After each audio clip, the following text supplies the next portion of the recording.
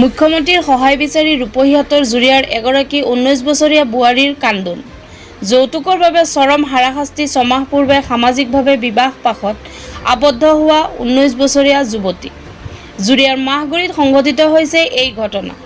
এখন গাড়ী কিনিবলৈ 4 লাখ টকাৰ যৌতুক লাগে মানুহৰূপী দানৱপতি ৰিজাবুল হুছেইনক, যাৰ বাবে শাৰীৰিক আৰু মানসিকভাৱে হাৰাশাস্তি যুৱতীগৰাকী। শাৰীৰিক অত্যাচাৰত বোৱাৰীগৰাকীৰ গৰ্ভৰ সন্তানো নষ্ট কৰিলে স্বামী ৰিজাবুলে। কেৱল ইমানেই নহয়, যৌতুক দিব নোৱাৰিলে কেৰালালৈ স্বামীৰ লগত গৈ দেহ ব্যৱসায় কৰিবলৈ কৰিছে মানসিক হাৰাশাস্তি। মানসিকভাৱে ভাগি পৰা যুৱতীগৰাকীয়ে কান্দি কান্দি বিচাৰিছে মুখ্যমন্ত্ৰীৰ সহায়। আপুনি সংখ্যালঘু মহিলাৰ অধিকাৰক লৈ মাত মাতে, মোক ন্যায় দিয়ক মুখ্যমন্ত্ৰী মহোদয়। হিমন্ত বিশ্ব শৰ্মা কৈছিলে মহিলাৰ ওপৰত কিবা হ'লে মানে শুনাব। মই শুনাইছোঁ, মোক জনাব কৈছোঁ। মই এতিয়া জনাই মোক কি হৈছে তোমাৰ লগত জনাব যে ওলালা? মোক বহুত অত্যাচাৰ কৰি আছে, বস্তু লাগে। কি যৌতুক লাগে? অঁ যৌতুক বিচাৰিছে? অঁ বস্তু লাগে, গাড়ী লাগে। গাড়ী দিয়া লাগে। নাই বুলি কৈছে, কেৰালা লৈ যাব, ধান্দা কৰাব। কেনেকুৱা কৈছে? হিমন্ত বিশ্বক আবেদন জনাইছোঁ, মোক ন্যায় লাগে। কওকচোন নামটো কি? মোৰ নাম চাবিনা বেগম। ক'ত ঘৰ? ঘৰ মৈৰামাৰী, বিয়া হ'ল মাগুৰি। আপোনাৰ মাৰ ঘৰ মৈৰাবাৰী অঁ আৰু বিয়া হৈছে ইয়াত মাগুৰি। আপোনাৰ হাজবেণ্ডৰ নাম কি? ৰিজাবুল হুছেইন। কি তেওঁ কি কৰে? আপুনি কি অভিযোগ আছে তেওঁৰ ওপৰত?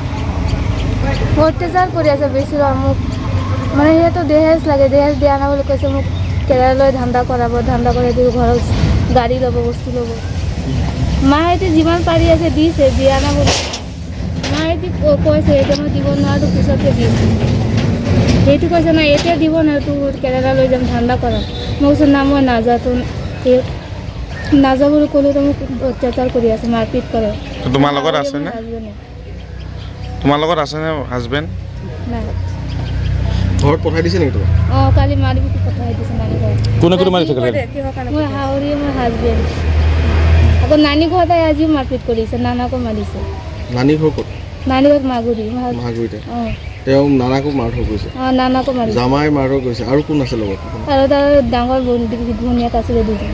অঁ এতিয়া আপুনি কি বিচাৰে? চৰকাৰক কিবা ক'ব নেকি? মোক অন্যায় লাগে, সিহঁতে মই শাস্তি দিব বিচাৰোঁ।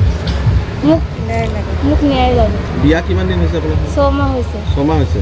আৰু অত্যাচাৰ কেতিয়াবা কৰি আছে? 6 মাহৰ পৰাই কৰি আছে অত্যাচাৰ। মানে বিয়া হোৱাৰ পৰাই আপোনাৰ লগত অত্যাচাৰ কৰি আছে? অঁ বিয়া হোৱাৰ মেইন কথাটো আপোনাক টকা লাগে, তেওঁক টকা লাগে অঁ আপোনাক? টকা নিব, মোক ধান্দা কৰাব। ইতিমধ্যে টকা কিবা কিছু দিছে নেকি? দিছে 20,000 দিছে। 20,000 টকা দিছে। সি নামানে? না, সি টকা দি কি কৰিব বুলি কয়? গাড়ী ল'ব।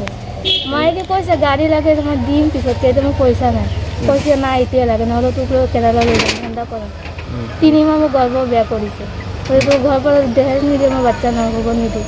জবৰদস্তি মোৰ বাচ্চা বেয়া কৰিছে। বাচ্চা নষ্ট কৰি দিছে? নষ্ট কৰিছে। মই হাউৰি, মোৰ হাজবেণ্ড কিনি। শাহুৰীয়া?